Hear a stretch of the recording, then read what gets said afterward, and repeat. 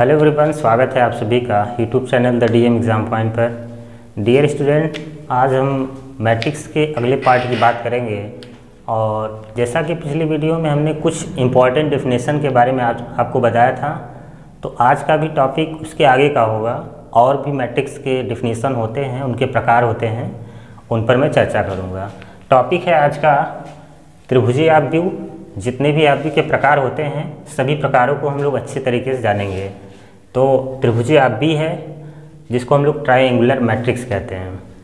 इसके दो प्रकार हैं, ऊपर त्रिभुजीय आव्यूह, अपर ट्रायंगुलर मैट्रिक्स। उसके बाद निम्न त्रिभुजीय आव्यूह, लोअर ट्रायंगुलर मैट्रिक्स है। और है जैसे परिवर्त आव्यूह, ट्रांसपोज मैट्रिक्स क्या होता है इसके बारे में जानेंगे। सममित आव्यूह, सिमेट्रिक मैट्रिक्स। उसके बाद विषम सममित आव्यूह, स्क्यू सिमेट्रिक मैट्रिक्स। परिवर्त आव्यूह का गुण जानेंगे।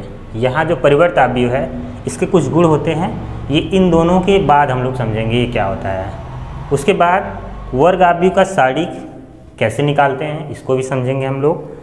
अव्युत्क्रमणीय आव्यूह, व्युत्क्रमणीय आव्यूह, ये जो जितना हेडिंग आप लोग देख रहे हैं उतने हेडिंग के बारे में हम लोग जानेंगे। और मैं आज अच्छे से पढ़ाने वाला हूँ एग्जाम्पल के साथ। हर एक हेडिंग को अच्छे से डिफिनेशन और उसका एग्जाम्पल अच्छे से समझेंगे हम लोग। तो आइए सबसे पहले शुरू करते हैं हम लोग। सबसे पहला हेडिंग होगा हमारा त्रिभुजीय आव्यूह, ट्रायंगुलर मैट्रिक्स क्या होता है और इसके जो दो प्रकार होते हैं ये क्या होते हैं। त्रिभुजीय आव्यूह होता क्या है, यह त्रिभुज के जैसा दिखेगा और एक स्क्वायर मैट्रिक्स में होता है। यहाँ पर जैसे मैं एक स्क्वायर मैट्रिक्स ले रहा हूँ। यहाँ पर स्क्वायर मैट्रिक्स क्या होता है पिछली वीडियो में हमने डिस्कस किया है, तो वहाँ से आप देख सकते हैं। अगर यहाँ पर कोई ले लिया जाए, जैसे 1 2 3 ये विकर्ण है और उसके ये एलिमेंट्स 0 कर दें हम, और इस आव्यूह का नाम दे देते हैं ए। यह एक स्क्वायर मैट्रिक्स है। इसकी कोटि क्या होगी, आर्डर 3×3। जरूरी नहीं है कि वह 3×3 का स्क्वायर मैट्रिक्स हो, 2×2 का भी हो सकता है यहाँ पर। तो अगर आप इसमें देखेंगे तो ये जो मुख्य विकर्ण है, मुख्य विकर्ण यहाँ पर कौन सा है, ये जो है। तो मुख्य विकर्ण को छोड़ दीजिए आप, बाकी जो एलिमेंट्स दिखेंगे वो 0 दिखेगा आपको यहाँ पर। तो वो जो संरचना बना रहे हैं त्रिभुज के जैसा बना रहे हैं, ये देखिए आप, ये त्रिभुज के जैसा दिखेगा आपको। ठीक, और भी स्क्वायर मैट्रिक्स जैसे आ गया। दूसरा कोई एग्जाम्पल है, अगर कोई एक और मैट्रिक्स आ जाए 2×2 का, -4 3 0 और 0, ये हो गया। तो ये देखिए 2×2 का हो गया। अब ये जो आप देख रहे हैं मुख्य विकर्ण, शेष एलिमेंट इसके 0 हैं, इसको छोड़ करके। ये तो मुख्य विकर्ण है आपका, ये क्या है, मुख्य विकर्ण। यह मुख्य विकर्ण है, ऐसे यहाँ पर भी ये मुख्य विकर्ण है। तो इसका डेफिनेशन क्या होगा त्रिभुजीय आव्यूह का, यदि किसी वर्ग आव्यूह में, यह वर्ग आव्यूह ही है। ठीक, त्रिभुजीय आव्यूह क्या होता है, स्क्वायर मैट्रिक्स होता है, यानी वर्ग आव्यूह। यदि किसी वर्ग आव्यूह में मुख्य विकर्ण के तत्वों के नीचे अथवा ऊपर के अवयव 0 हों तो उसे कहते हैं त्रिभुजीय आव्यूह कहते हैं हम लोग। फिर से एक बार समझिए, यदि किसी वर्ग आव्यूह में मुख्य विकर्ण के अवयव के नीचे अथवा ऊपर के सभी तत्व 0 हों तो उसे कहते हैं त्रिभुजीय आव्यूह। या फिर सिंपल भाषा में आप ऐसे कह सकते हैं, यदि किसी आव्यूह में मुख्य विकर्ण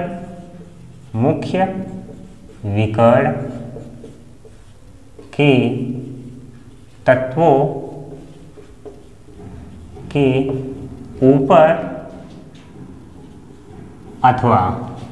ऊपर अथवा नीचे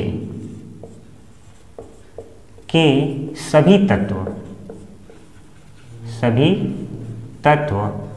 0 हो तो उसे त्रिभुजीय आव्यूह कहते हैं। ये इसका डेफिनेशन हो गया, कहते हैं, हो गया। तो अब इसका डेफिनेशन क्लियर हो गया और एग्जाम्पल भी हो गया आपका। तो यदि किसी आव्यूह में मुख्य विकर्ण के तत्वों के ऊपर अथवा नीचे के सभी तत्व शून्य हों तो उसे त्रिभुजीय आव्यूह कहते हैं। तो यहाँ पर जो इसका भी प्रकार हम पढ़ाएंगे तो उसमें आप देखेंगे ऊपर त्रिभुजीय हो गया या फिर निम्न त्रिभुजीय होगा, तत्व शून्य दिखेंगे आपको। तो यहाँ पर तो हमने दोनों बताया है क्योंकि ये क्या है, त्रिभुजीय आव्यूह है, यह त्रिभुज के जैसा दिखेगा आपको यहाँ पर। ठीक, तो इसके आधार पर हमने इसका डेफिनेशन क्लियर कर दिया। ये जो दोनों एग्जाम्पल हैं यहाँ पर उदाहरण, ये इसी का ही उदाहरण है। तो एक बार फिर समझिए, यदि किसी वर्ग आव्यूह में मुख्य विकर्ण के तत्वों के ऊपर अथवा नीचे के सभी तत्व शून्य हों तो उसे क्या कहेंगे आप, त्रिभुजीय आव्यूह कहेंगे। यहाँ पर तो हमने दोनों बताया है, तो अब इसे अलग अलग समझेंगे। इसके दो प्रकार होते हैं, ऊपर त्रिभुजीय आव्यूह और निम्न त्रिभुजीय आव्यूह। तो अब देखिए ऊपर त्रिभुजीय आव्यूह क्या होता है। ऊपर त्रिभुजीय आव्यूह या निम्न त्रिभुजीय आव्यूह में आप देखेंगे उसके ऊपर अथवा नीचे ही दिखेगा। जैसे अगर ऊपर त्रिभुजीय आव्यूह है तो ऊपर नहीं होगा, नीचे के अवयव जीरो होंगे। जैसे मैं एक एग्जाम्पल बता रहा हूँ, फिर उसके बाद डेफिनेशन इसका क्लियर हो जाएगा। जैसे अगर मैं यहाँ एक आव्यूह ले लूँ और स्क्वायर मैट्रिक्स ही रहेगा तो यह ऊपर त्रिभुजीय है, तो उसके आधार पर जैसे मान लेते हैं यहाँ कोई एलिमेंट है 2 3 4 हो गया, ठीक इस तरह से, और यहाँ 0 0 0 और यहाँ कोई भी एलिमेंट आप ले सकते हैं 2 या 5 हो गया यहाँ पर। अब आप इसमें देखेंगे यह एक स्क्वायर मैट्रिक्स है और यहाँ पर त्रिभुज जैसी संरचना बन रही है इस तरह से। तो यहाँ त्रिभुज के जैसा दिख रहा है, इसलिए यह कैसा हो गया आपका आव्यूह, त्रिभुजीय आव्यूह। और किस प्रकार का है, ऊपर त्रिभुजीय आव्यूह। इसमें इसका डेफिनेशन हम दो प्रकार से बताएंगे। वह वर्ग आव्यूह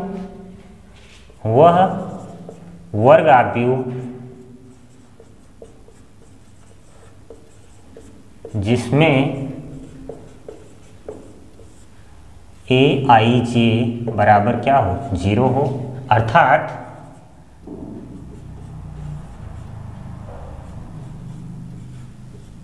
जिसमें aij बराबर 0 अर्थात I is greater than 0, तो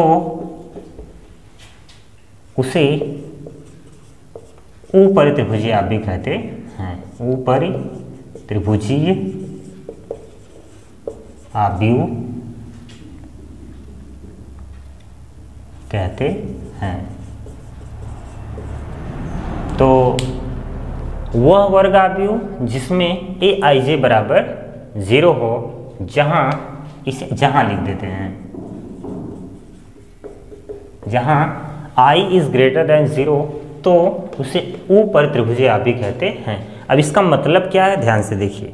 जैसे आपको पता है कि जो aij होता है वह व्यापक तत्व होता है, वह व्यापक तत्व को प्रदर्शित करता है।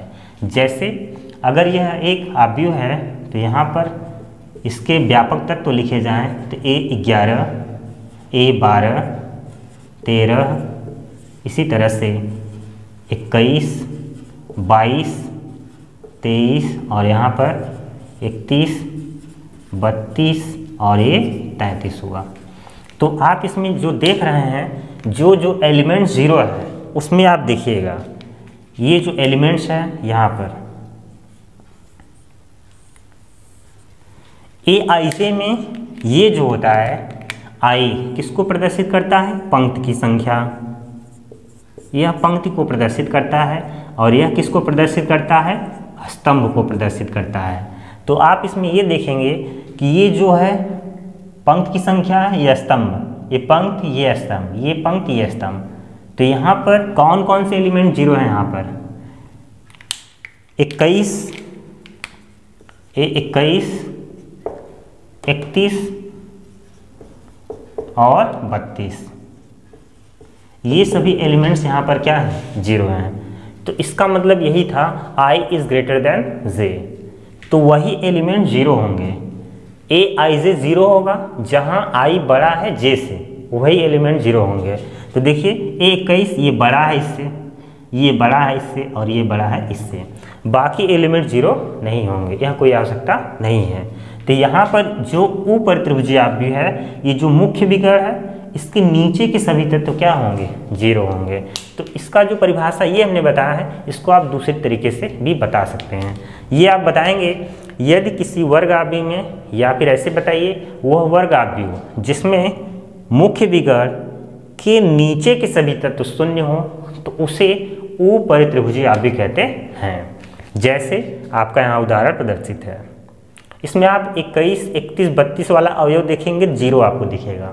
और ये जो एलिमेंट्स 11, 12, 13, ये 22 और ये 23 और ये 33, ये एलिमेंट 0 नहीं होंगे। केवल मुख्य विकर्ण के नीचे वाले अवयव क्या होंगे, सभी 0 होंगे। तो यह आपका आव्यूह कौन सा हुआ, ऊपर त्रिभुजीय आव्यूह। एक बार फिर समझ लीजिए, वह वर्ग आव्यूह जिसमें aij बराबर 0 होगा, जहां i बड़ा होगा j से, तो उसे ऊपर त्रिभुजीय आव्यूह कहते हैं।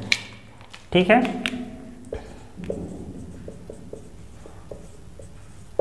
ये आपका डिफिनीशन हो गया और ये आपका पूरा एग्जाम्पल हो गया। अब अच्छे समझ में आ गया होगा कि ऊपर त्रिभुजीय आव्यूह क्या होता है, जहाँ पर उदाहरण भी हमने बताया है। इसका हमने परिभाषा 2 तरीके से जाना।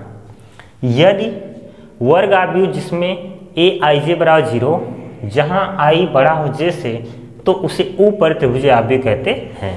या ऐसे ही बता सकते हैं, यदि वर्ग आव्यूह में मुख्य विकर्ण के नीचे के सभी अवयव 0 हों, तो उसे ऊपर त्रिभुजीय आव्यूह कहते हैं। जब निम्न त्रिभुजी का पढ़ेंगे तो उसमें मुख्य विकर्ण के ऊपर वाला दिखेगा और ये साइन, इसका चिन्ह बदल जाएगा, क्योंकि ये तीनों एलिमेंट्स 0 दिखेंगे, बाकी के अवयव 0 नहीं दिखेंगे। तो अब उसका डेफिनेशन क्या होगा, अब आइए उसको समझते हैं हम लोग कि निम्न त्रिभुजीय आव्यूह क्या होता है। जैसे इसका ऊपर त्रिभुजीय आव्यूह था, त्रिभुजीय आव्यूह का प्रकार, ठीक उसी तरह से इसका डेफिनेशन और सिंपल है। अगर ऊपर त्रिभुजीय आव्यूह समझ में आ गया तो ये और अच्छे समझ आ जाएगा। ऊपर त्रिभुजीय में आपने क्या देखा कि मुख्य विकर्ण के नीचे वाले अवयव 0 थे।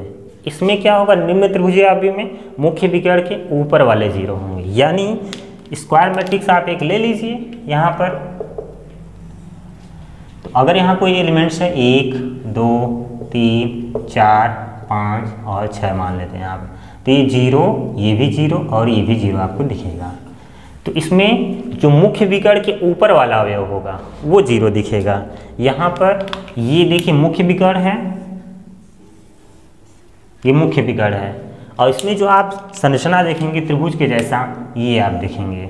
ठीक, और इसका एग्जाम्पल हो सकता है, जैसे दूसरा अगर एग्जाम्पल लें हम, एक मैट्रिक्स ले लें यहाँ, स्क्वायर मैट्रिक्स आप देखिए यहाँ पर, या A और यहाँ पर B, यहाँ पर C और यहाँ 0।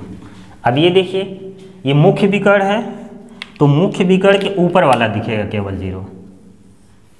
यह मुख्य विकर्ण है, इसमें ऊपर वाला 0 है, इसके नीचे वाला नहीं है।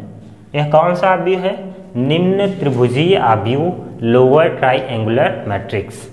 तो इसका परिभाषा क्या हो जाएगा, किसी वर्ग आव्यूह, किसी वर्ग आव्यूह में aij बराबर 0,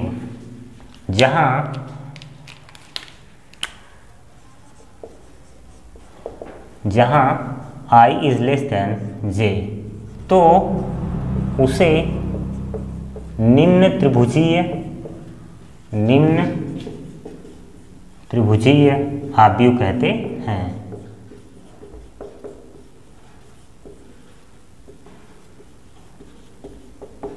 ये हो गया इसका डेफिनेशन।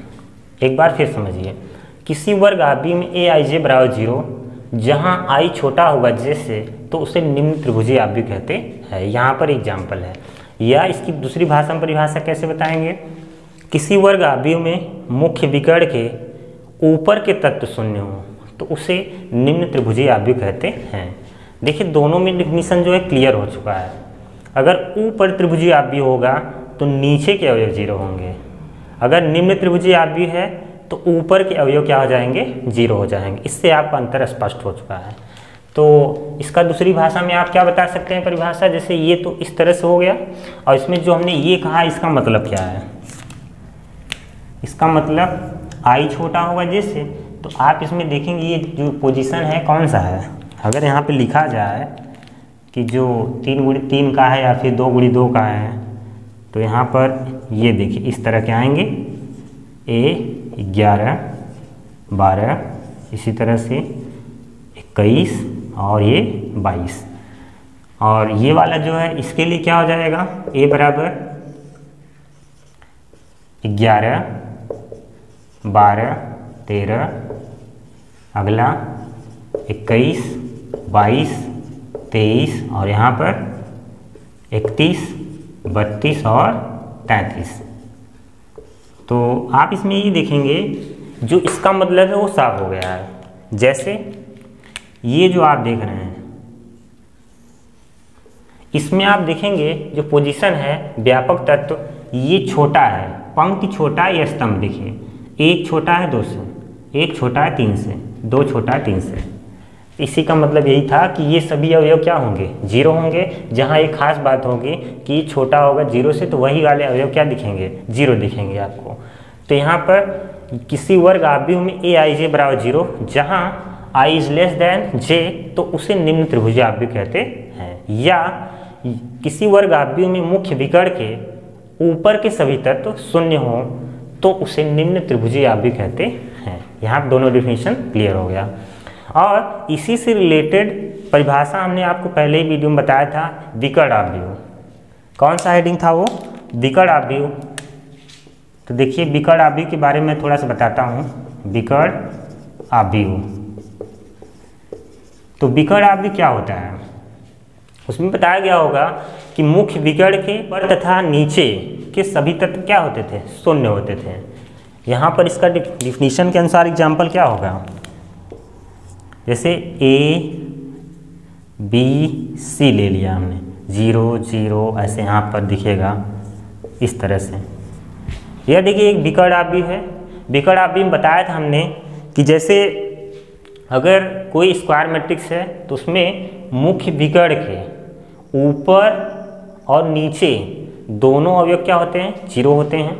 तो यहाँ पर देखिए मुख्य विकर्ण के ऊपर के अवयव और नीचे के अवयव सभी क्या है, 0, तो उससे क्या कहते हैं हम लोग, विकर्ण आव्यूह कहते हैं। और त्रिभुजीय आव्यूह में क्या होगा, चाहे वह ऊपर त्रिभुजीय हो या निम्न त्रिभुजीय है। अगर ऊपर 0 दिखा तो निम्न त्रिभुजीय आव्यूह हो जाएगा, अगर नीचे दिखा तो वह ऊपर त्रिभुजीय आव्यूह हो जाएगा। ठीक, तो यहाँ पर दोनों डेफिनेशन क्लियर हो चुका है। तो अब हम लोग पढ़ेंगे अगला हेडिंग। अगले हेडिंग का नाम क्या है, परिवर्त आव्यूह। अब देखिए परिवर्त आव्यूह क्या होता है। परिवर्त का मतलब ये होता है कि परिवर्तित करना, यानी इसमें आप जो देखेंगे जो पंक्ति होगा और जो स्तंभ होगा वो आपस में एक दूसरे से क्या हो जाएंगे, परिवर्तित हो जाएंगे। यानी कहने का मतलब है किसी आव्यूह में पंक्तियों की संख्या पंक्तियों को स्तंभों में और स्तंभों को पंक्तियों में कर दिया जाए तो जो आव्यूह प्राप्त होगा उसे परिवर्त आव्यूह कहते हैं। जैसे एक एग्जाम्पल मैं ले रहा हूँ, अगर कोई आव्यूह A है, किसी भी कोटि का हो सकता है, जैसे 2, 3, 1 है, 4, 5, 6, 7, 8, 9, यह हमने एक मैट्रिक्स लिया हुआ है। अगर इसका आप परिवर्त आव्यूह निकालेंगे तो परिवर्त आव्यूह को डैश या A पावर कैपिटल T से प्रदर्शित किया जाता है। तो या फिर डैश से दिखाई या फिर A power capital T। T का मतलब क्या होता है, ट्रांसपोज, और इसको कहते हैं प्राइम, A प्राइम या A पावर T ट्रांसपोज हो गया। तो यहाँ पर A डैश क्या हो जाएगा, जो पंक्ति है उसे आप स्तंभ में कर देंगे। तो ये 2, 3, 1 है, तो यहाँ हो जाएगा 2, 3, 1। ये दूसरा पंक्ति है तो दूसरा स्तंभ 4, 5, 6। ये तीसरा पंक्ति है तो तीसरा स्तंभ 7, 8, 9 हो जाएगा। तो A डैश ये हो गया आपका। यानी परिवर्त आव्यूह क्या होता है, किसी आव्यूह में पंक्तियों को स्तंभों में और स्तंभों को पंक्तियों में कर दिया जाए तो जो आव्यूह प्राप्त होगा उसे परिवर्त आव्यूह कहते हैं। इसे A डैश या A पावर T से प्रदर्शित करते हैं। इसका डिफिनीशन क्लियर हो गया। और एग्जाम्पल आप ले सकते हैं, जैसे दूसरा एग्जाम्पल है -3, 2, 0, 5। अगर आप इसका ए प्राइम निकालेंगे या ए डैश या ए पावर कैपिटल टी निकालेंगे तो क्या होगा, पहला पंक्ति पहला स्तंभ हो जाएगा, ठीक, और दूसरा पंक्ति दूसरा स्तंभ हो जाएगा इस तरह से। तो ये ए है और ये ए डैश हो गया, ठीक। तो अब परिभाषा इसका समझ में आ गया होगा, किसी आव्यूह में पंक्तियों को स्तंभों में और स्तंभों को पंक्तियों में बदलने से प्राप्त आव्यूह परिवर्त आव्यूह कहलाता है। इसे ए डैश या ए पावर टी से प्रदर्शित करते हैं। इतनी बात समझ में आ गई। अब देखते हैं अगला हेडिंग। अगला हेडिंग क्या है, सममित आव्यूह यानी सिमेट्रिक मैट्रिक्स क्या होता है। अब उसको देखिए, जैसे बहुत से आव्यूह ऐसे होते हैं जिसमें अगर आप उसका परिवर्त निकालेंगे यानी परिवर्त आव्यूह ज्ञात करेंगे तो उनके अवयव में कोई परिवर्तन नहीं होगा। जैसे मैं एक एग्जाम्पल ले रहा हूँ, यहाँ पर इसे आ गया ए बराबर, यहाँ पर 1 2 3 ये पहला पंक्ति है, दूसरा मैं लिख रहा हूँ 2 3 1, ठीक है। उसके बाद यहाँ पर लिख दे रहा हूँ 3 2 1, 3 2 1 हो गया आपका, ठीक है। अब इसमें आप ये देखेंगे कि जैसे इसका मैं अगर परिवर्त आव्यूह ज्ञात करूँ तो क्या होगा, ए डैश यानी इसका परिवर्त आव्यूह क्या होगा, ए डैश। तो ए डैश अगर आप निकालेंगे तो क्या होगा, पहला पंक्ति पहला स्तंभ हो जाएगा 1 2 3, यानी इस पंक्ति को हमने ऐसे कर दिया। दूसरा पंक्ति है तो दूसरा स्तंभ होगा 2 3 1, सॉरी यहाँ पर कितना होगा 1 और यहाँ पर 2। तो ये पहला पंक्ति था, ये पहला स्तंभ हुआ, ये दूसरा पंक्ति है तो दूसरा स्तंभ, ये तीसरा पंक्ति है तीसरा स्तंभ, 3 1 2।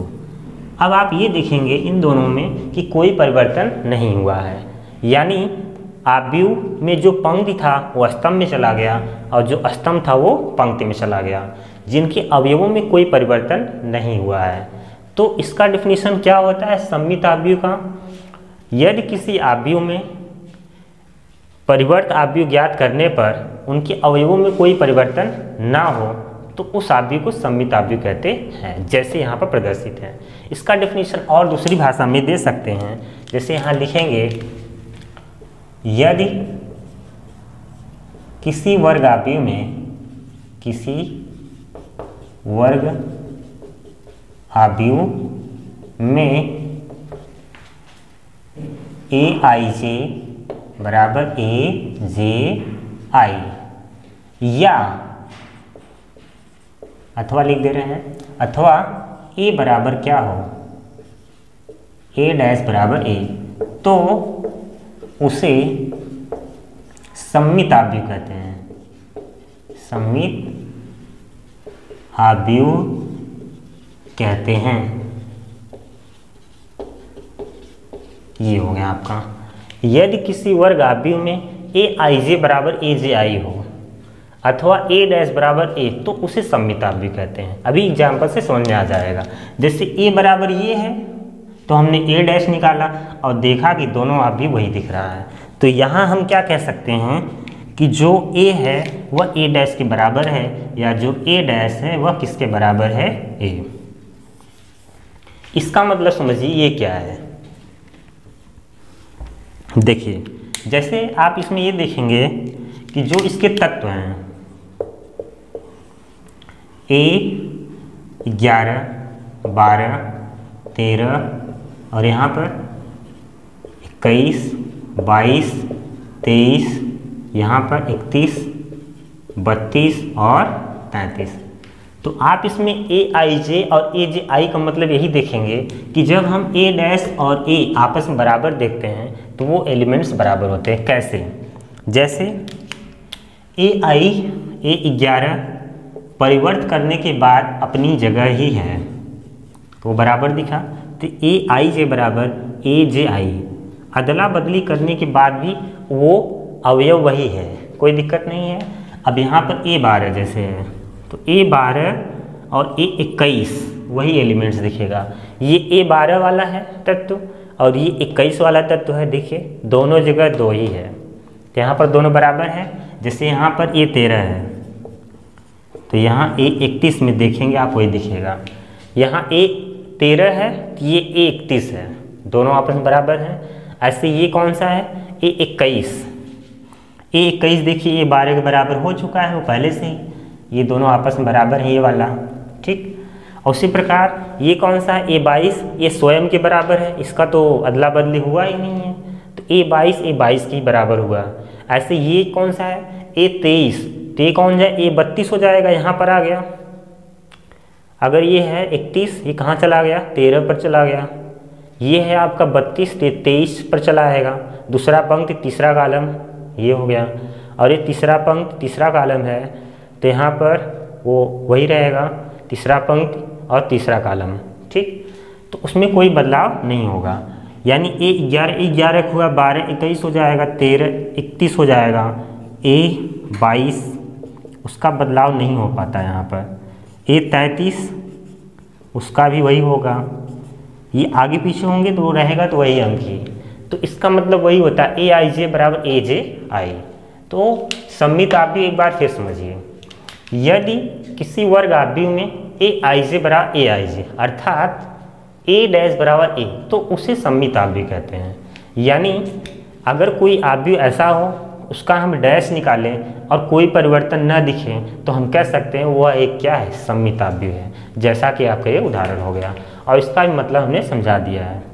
अब अगला टॉपिक है हमारा विषम सम्मित आव्यूह। अब विषम सम्मित आव्यूह क्या होता है उसको देखिए। जैसे सम्मित आव्यूह हमने देखा था, विषम सम्मित आव्यूह में भी वैसे समानता दिखेगी, थोड़ा सा इसमें चेंज होता है। जैसे कोई स्क्वायर मैट्रिक्स हो गया, हमने एक आव्यूह लिया ए बराबर 0 0 0, मुख्य विकर्ण इसमें 0 रहता है।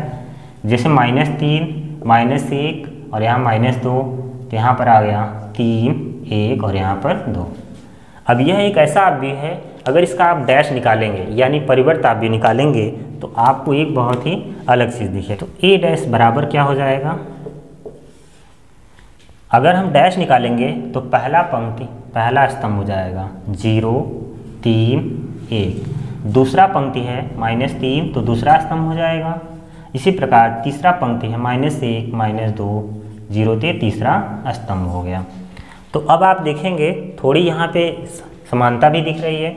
अगर वो माइनस कामन ले लिया जाए तो पूरी तरह से वही दिखेगा, तो माइनस हम बाहर ले रहे हैं कामन, तो यहाँ पर ये 0 है, 0 में से कुछ भी कामन लो कोई दिक्कत नहीं है। ये -3 है तो क्या हो जाएगा 3, यहाँ पर 1 -3 यहाँ हो जाएगा 0, यहाँ पर हो जाएगा 2, यहाँ पर 1 -1 यहाँ -2 और यहाँ 0। अब आप देखिए ये ए डैश है बराबर माइनस और ये क्या है ए, देखिए तो आपको इसमें क्या दिख रहा है, ए डैश बराबर माइनस ए दिखेगा यहाँ पर, ए डैश बराबर माइनस ए दिखेगा यहाँ पर। तो ये ए डैश है और बराबर माइनस ये पूरा कौन सा मान है, ए का मान है। तो यानी यदि वर्ग आव्यूह ए डैश बराबर माइनस है अर्थात ए आई जे बराबर -a_ji, तो उसे विषम सम्मित आव्यूह कहते हैं। यानी ए डैश बराबर क्या दिखेगा उसमें माइनस है, जब आप ए डैश निकालेंगे माइनस कामन लेंगे तभी आपको दिखेगा। और इसकी एक खास बात ये है, अगर कोई भी आव्यूह विषम सम्मित आव्यूह है तो उसमें मुख्य विकर्ण के तत्व क्या दिखेंगे, 0 दिखेंगे। इसकी खासियत है, इसके मुख्य विकर्ण के अवयव 0 होते हैं। मुख्य विकर्ण के सभी अवयव शून्य होते हैं,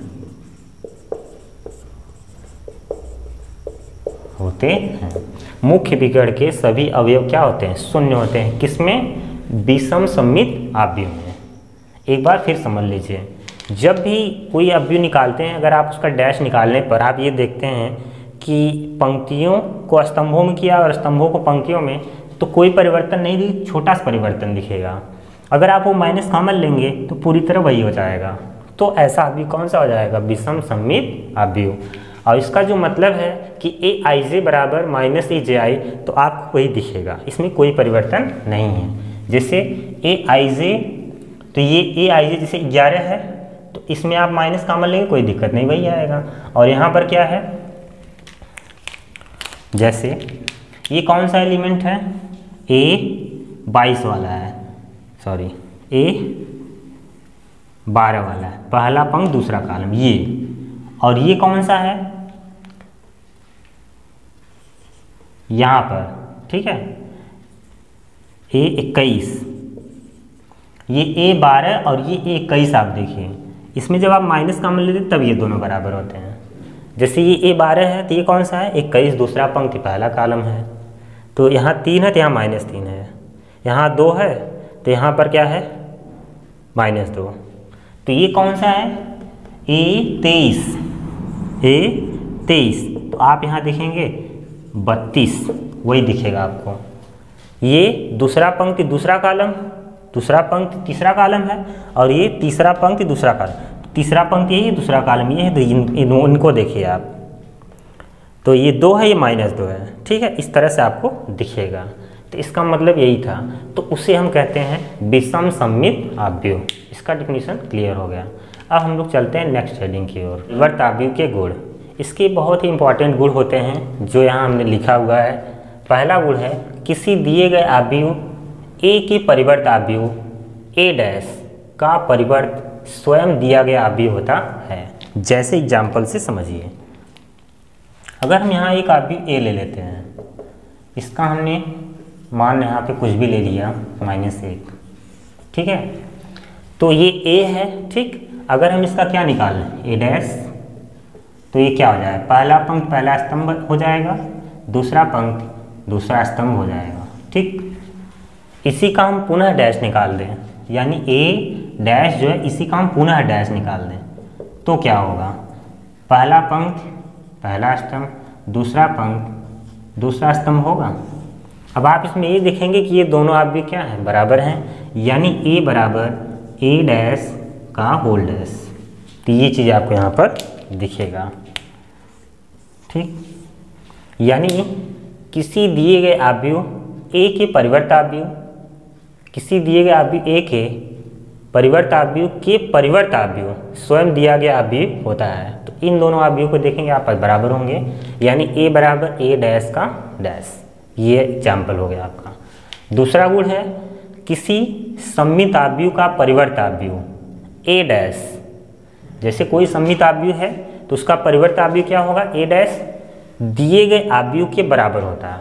अगर कोई भी आव्यूह क्या है? सममित आव्यूह है, तो उसका डैश जब निकालेंगे तो वह दिया गया आव्यूह ही होगा। यानी अगर इसको समझा जाए एग्जाम्पल से तो देखिए क्या होगा।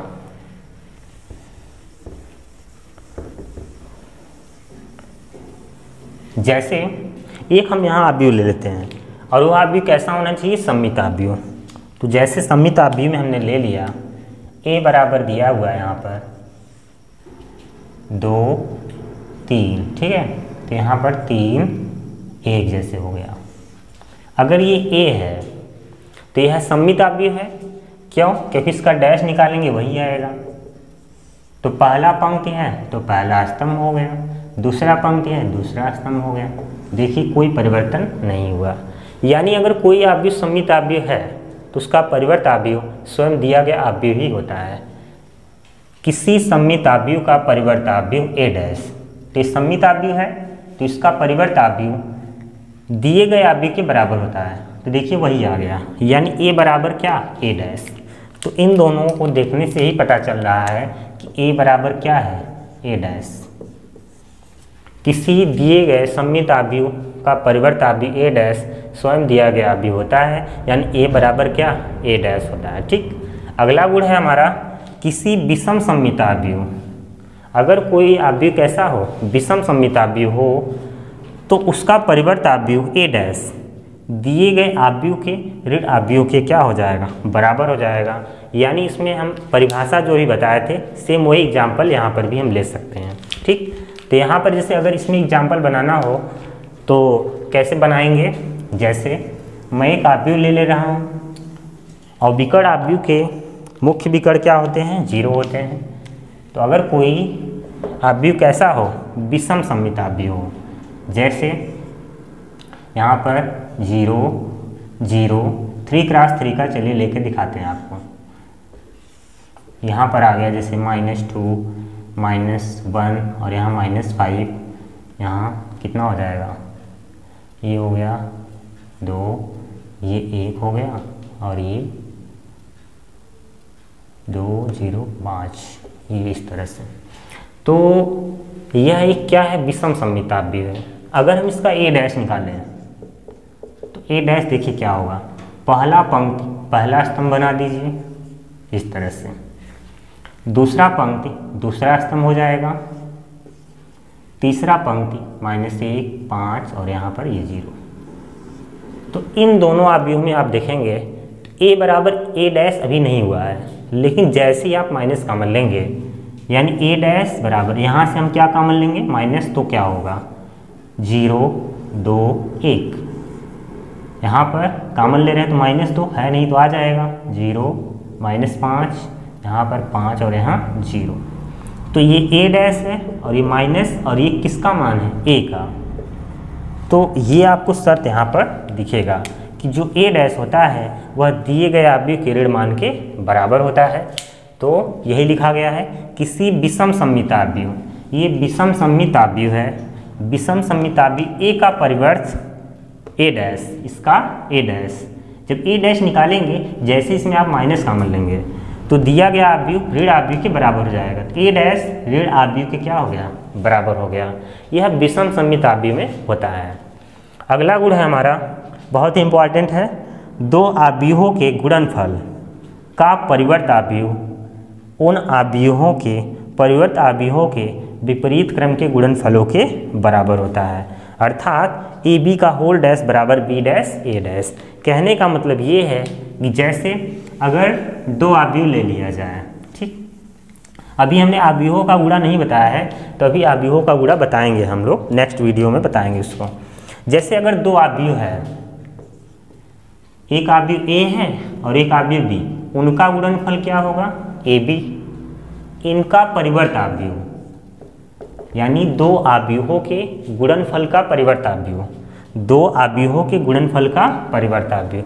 ए देखिए फिर समझिए, जैसे दो अवयव ए और बी का गुणनफल के परिवर्त अवयव जो होगा उनके विपरीत क्रम, जैसे बी डैश और ए डैश, यानी विपरीत क्रम के गुणनफल के बराबर होगा। दो अवयवों के गुणनफल का परिवर्त अवयव यानी ए बी का होल डैश उन अवयवों के परिवर्त अवयवों के, दोनों अवयवों के परिवर्त अवयव और विपरीत क्रम के गुणनफल के बराबर होता है। ये बहुत ही इंपॉर्टेंट थ्योरम है, इससे सवाल बहुत ज़्यादा आता है सिद्ध करने के लिए, ठीक है। अब अगला हेडिंग हमारा होगा कि वर्ग अवयव का सारणिक कैसे ज्ञात करते हैं। जो सारणिक मान होता है वह केवल वर्ग अवयव का ही होता है, यानी अगर किसी अवयव में पंक्तियों और स्तंभों की संख्या बराबर हो तो उसे वर्ग अवयव कहते हैं, और वर्ग अवयव का ही सारणिक मान निकाला जाता है। जैसे यहाँ पर अगर कोई अवयव ए दिया हो 2 3 4, ठीक है, -1 0 5, यहाँ पर 6 2 3, तो यह एक क्या है, वर्ग अवयव है। क्यों? क्योंकि इसमें पंक्तियों की संख्या और स्तंभों की संख्या आपस में बराबर है, कोटि बराबर है यहाँ पर। तो अगर इसका हम सारणिक निकालेंगे, ये वर्ग अवयव, तो इसका अगर हम सारणिक निकालेंगे इसे क्या लिखेंगे, डिटर्मिनेंट ए या मॉड ऑफ ए, इसे क्या बोलते हैं, मॉड, ठीक है, इसे हम लोग मॉड पढ़ते हैं। तो ये क्या हो जाएगा, जो कोष्टक है ये मॉड का चिन्ह आ जाएगा यहाँ पर 2 3 4 -1 0 5 6 2 3। तो अगर कोई एक अवयव ए है तो उसका जब सारणिक मान निकालेंगे तो क्या लिखेंगे हम लोग, डिटर्मिनेंट ए या मॉड ऑफ ए, ठीक है, बराबर इतना हो जाएगा। अब इसको हल करने का क्या तरीका होता है, हम इसका प्रसार करते हैं। जब इसका प्रसार करेंगे देखिए आंसर क्या होगा। जब ये लेते हैं तो हमने बताया था क्या हो जाता है, इसका कॉलम इसका रो छूटेगा तो ये चारों बचेंगे, इसका गुणा इधर 0, बीच में माइनस होता है, 2 पंचे 10। उसके बाद जब दूसरा लेते हैं तो हम क्या लेते हैं, माइनस का चिन्ह, तो यहाँ माइनस हो जाएगा। फिर इसका कॉलम इसका रो छूटेगा, इसका गुणा इधर होगा, -3 माइनस, इसका गुणा इधर होगा तो कितना हो जाएगा 30। फिर जब तीसरा लेते हैं प्लस होता है 4, तो इसका गुणा इधर -2 माइनस इसका गुणा इधर 0 हो गया। तो यहाँ पर आएगा 2, इसका गुणा घटाएंगे तो कितना हो -10 -3, ये -33 प्लस ये -2 हो गया। तो कितना आ जाएगा यहाँ पर -20 और यहाँ पर +99 और प्लस कितना हो जाए -8 हो गया। तो इनको हल कर लिया जाए, उत्तर हो जाएगा। ठीक, तो जो सारणिक मान निकाला जाता है वह केवल वर्ग आव्यूह का ही होता है, या तो वो 2 × 2 का हो, 3 × 3 का हो, 4 × 4 का हो। सारणिक मान हमेशा किसका होता है? वर्ग आव्यूह का होता है। जब भी किसी वर्ग आव्यूह का सारणिक मान निकालना हो तो उसे डिटर्मिनेंट ए या मॉड ऑफ ए से लिखेंगे। अगर ए है तो डिटर्मिनेंट ए या मॉड ऑफ ए, बी होगा तो डिटर्मिनेंट बी या मॉड ऑफ बी से प्रदर्शित किया जाएगा। ठीक, और इसमें जैसे जो विकर्ण आव्यूह होता है, ऊपर त्रिभुजीय आव्यूह होता है, निम्न त्रिभुजीय आव्यूह होता है, तो इसमें जो सारणिक मान आता है वह विकर्णों की गुणनफल के बराबर होता है। अब मैं इसी एग्जाम्पल से समझूँ तो देखिए, जो वर्ग आव्यूह का सारणिक मान होता है उसमें कुछ गुण होते हैं, उसको मैं बता दे रहा हूँ उदाहरण के साथ। जैसे पहला है विकर्ण आव्यूह की सारणिक का मान विकर्ण तत्वों के गुणनफल के बराबर होता है। जैसे हमने विकर्ण आव्यूह बताया है, अगर उसका सारणिक मान निकालना हो, क्योंकि वह भी एक क्या होता है? वर्ग आव्यूह। अगर उसका आप सारणिक मान निकालेंगे तो उसमें विकर्ण के तत्वों का गुणनफल जो होगा वही उसके सारणिक का मान होगा। जैसे एक एग्जाम्पल लेता हूँ मैं यहाँ पर, अगर मैं एग्जाम्पल ले लूँ विकर्ण आव्यूह का, विकर्ण आव्यूह यानी विकर्ण तत्वों को छोड़कर शेष क्या हो?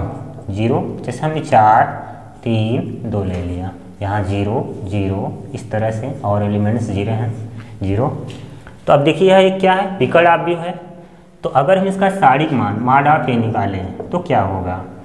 तो पहले आप 4 लेंगे तो फिर क्या होगा? इसका कॉलम इसका रो छूटेगा, 3 दूनी 6 माइनस इसका गुणा इधर 0।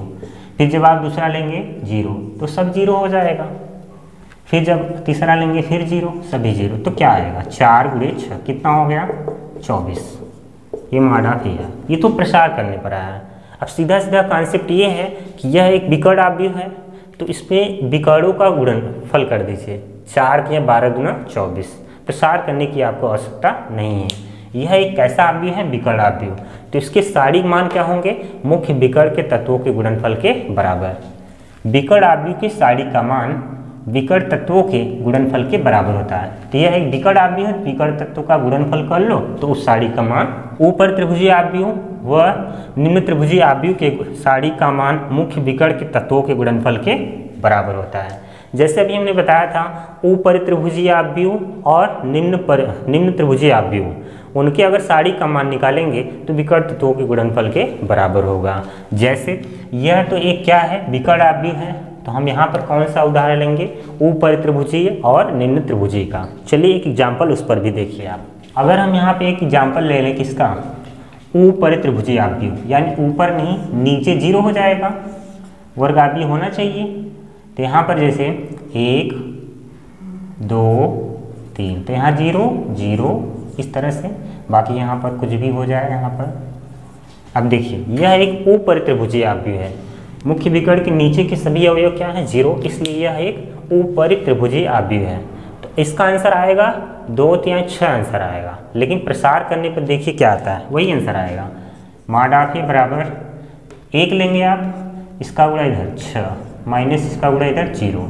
जब आप दूसरा लेंगे तो माइनस के साथ इसका कॉलम इसका रो छूटे, इसका गुणा इधर 0 इसका गुणा इधर 0, तो सब कुछ 0 ही हो गया, 0 - 0। जब ये लेंगे आप तो 4 है यहाँ पर, फिर तो इसका गुणा कॉलम इसका रो छूटे, इसका गुणा इधर 0 इसका गुणा इधर, सब कुछ 0 ही हो गया इस प्रकार से। तो यहाँ पर ये भी 0 ये भी 0 खत्म हो गया। 1 का गुणा 6 में करो तो क्या मिलेगा? 6 मिलेगा। तो विकर्ण तत्वों का गुणनफल भी कितना आएगा? 6 आएगा। और ये कैसा आव्यूह है? ऊपरी त्रिभुजीय आव्यूह है। यानी इस आव्यूह में आपका क्या होगा? विकर्ण तत्वों के गुणनफल के बराबर जो मान आएगा वह उस सारणिक का मान होगा। ऐसे ही आपका जब निम्न त्रिभुजीय आव्यूह होता है तो उसमें भी आपका विकर्ण तत्वों का गुणनफल कर लीजिए तो उसके सारणिक का मान आ जाएगा।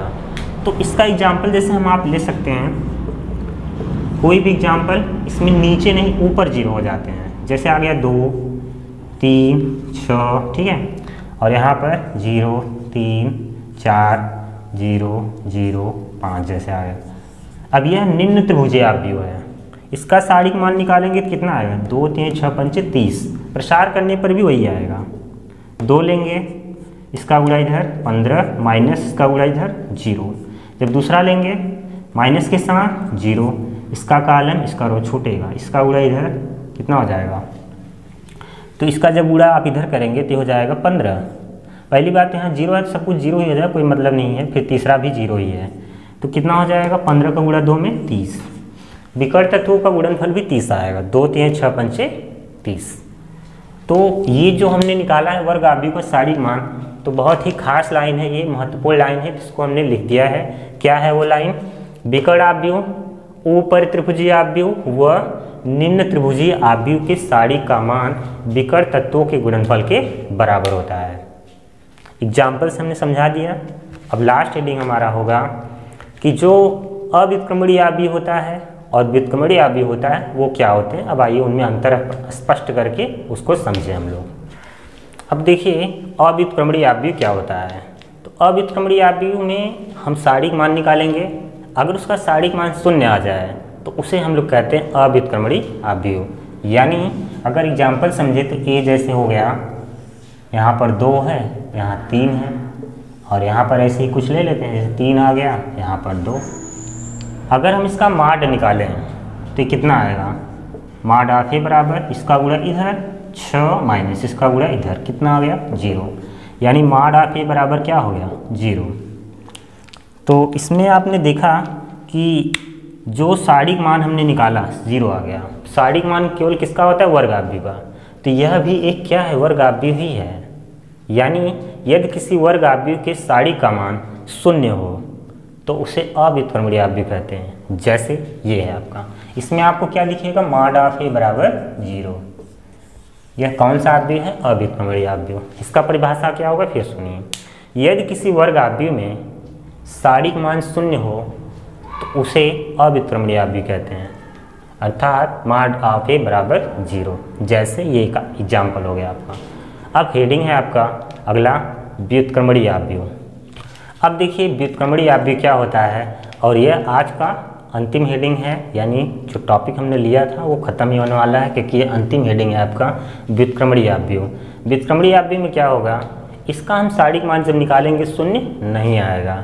जैसे अव्युत्क्रमणीय आव्यूह में सारिक मान 0 आया था, लेकिन इसमें सारिक मान 0 नहीं आएगा। जैसे अगर एक एग्जाम्पल ले हम, तो यहाँ पर क्या हो सकता है, ए बराबर दिया हुआ है, कुछ भी दिया हो, 2 3 माइनस 1 6।